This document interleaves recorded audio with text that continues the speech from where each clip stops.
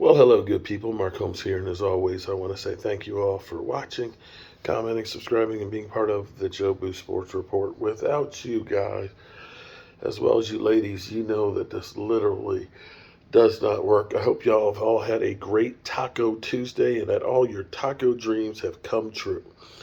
Tomorrow, the Dallas Cowboys get back out on the practice field with a new sense of urgency.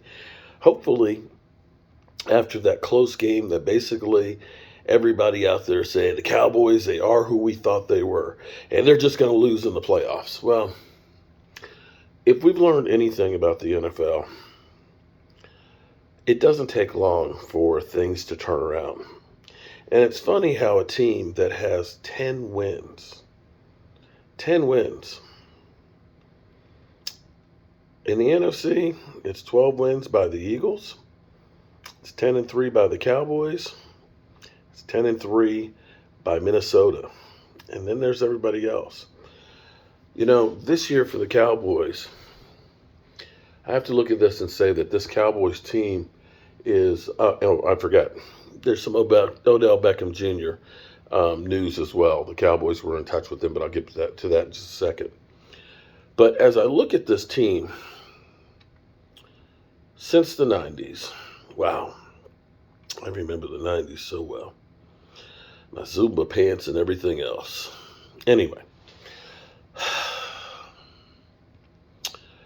this team is the most complete team that I've seen us have.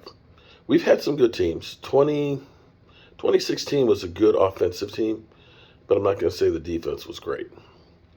I'll say the 2007 team was probably the closest thing that we had to a complete team. We had, I think, 13 Pro Bowlers in that.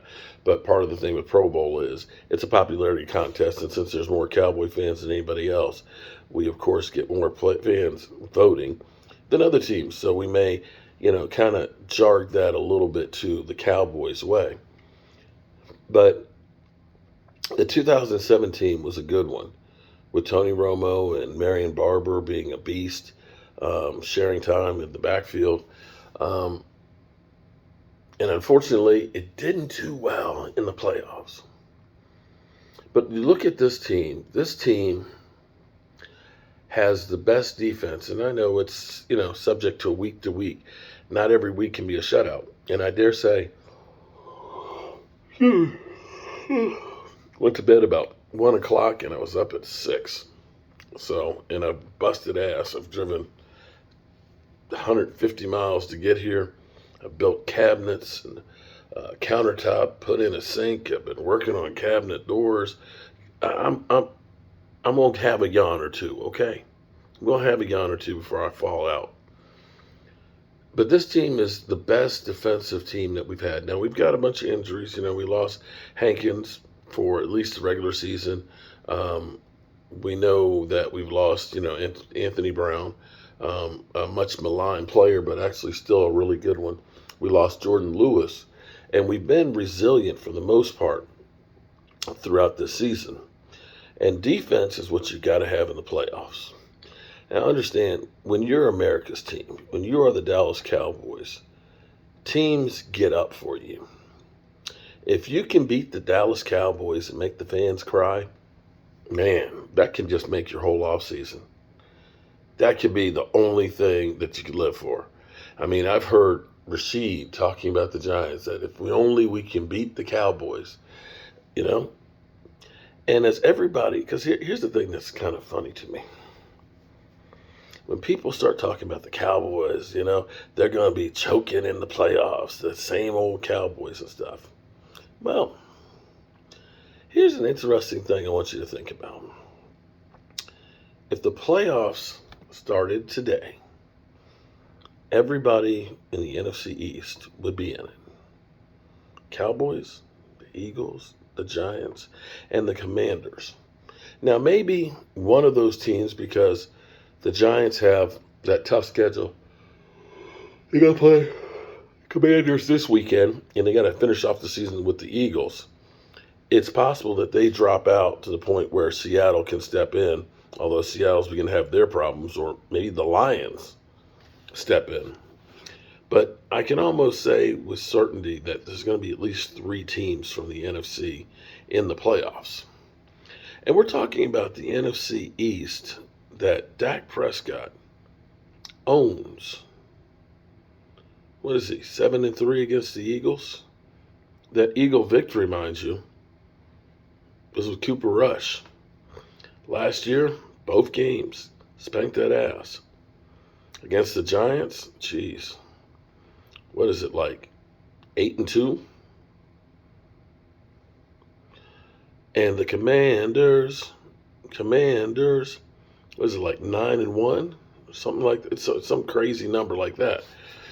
So if the Cowboys get to the playoffs and they're playing Washington or the Giants or the Eagles, a team that they've beaten on a regular, I think they might be able to do a little something. Now, the way it looks right now is it pretty much is going to be locked in that we'll probably be playing Tampa Bay. We'll be playing the worst seed. And I don't see San Francisco bottoming out down to 6-8 or 6-7. I don't see Minnesota bottoming out there. And so Tampa Bay will be the lowest division winning seed, or one of the other teams in there could step up. They're only Carolina and Atlanta are only a game away, so it's still conceivable that one of those guys do. And the Cowboys, it's not the same Cowboy team that faced Tom Brady at the beginning of the season. Now, we've got a lot of problems with our team, but things that are fixable. I mean, it's not like, you lost Kyler Murray or something like that, or you lose Lamar Jackson, although we've gone that route. And thank God for Cooper Rush, because if Cooper Rush had done a Matt Castle, dudes, we'd be like 6-7. Let that soak in for a second. But if we could just learn to cut down just 2 penalties a game. Now, the last game we only had 3, which was great, but we're averaging 6.8 penalties a game. Now, that's one of those things that you don't need any other players. You don't have to come up with any new plays. You just got to be disciplined. Just disciplined. And that, my friends, would help a hell of a lot. Now, Odell Beckham Jr., according to Jolena Anderson, the Cowboys and Odell Beckham Jr. were in contact. The camps were on Monday night. That's yesterday night. Trying to find some common ground and a basic term of when is he actually going to be ready? That's the real question. While a window remains open to see how this season unfolds, right now, Odell Beckham Jr. is zoning in on training and determining his best path at the right value per source. So the Cowboys checking in and say, hey, just checking in to see how you're doing. We signed T.Y. Hilton, because we don't know when you are going to be able to, or if you're really interested in stuff. But, if you're interested, let us know. We'll see if there's, something we can do. And the thing about this is, I kind of said this last night, T.Y. Hilton is the guy that can help force the hand of Odell Beckham Jr. Because, see, Odell is out there, hey, I got the Buffalo Bills that want me. I got the New York Giants that want me. I got the Dallas Cowboys that want me. Yeah, I can take my time. Take my time. I could be ready maybe in 2 weeks, but why? Look, they want me. They need me. I'll come when I'm ready. By the Cowboys getting T.Y. Hilton and Buffalo re-signing a retired Cole Beasley, all of a sudden it's kind of like, oh, wait a minute. What's going on here? You mean the Giants is all that didn't get a receiver? And that may make Odell Beckham Jr. kind of think and say, I need to hurry up and get my shit together and get on the field if I do want to go to one of these teams. because they're moving on without me. Yeah, it's like that. So that's what we have for you. This is my fireside chat. I don't have a fireside because I'm down in the country working on this house, and I'm tired. I am so tired.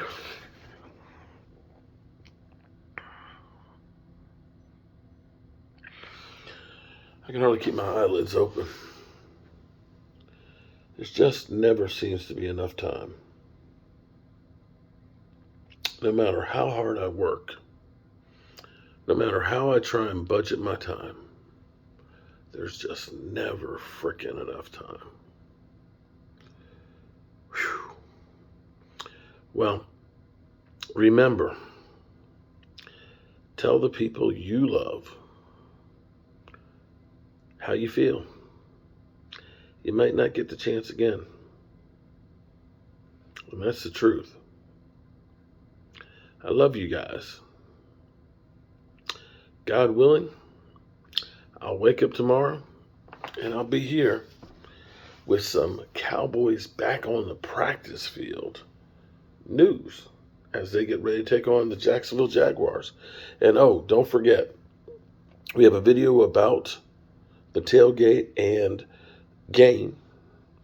It's also a link. There's also a post in the community tab for the game as well, so you have the details.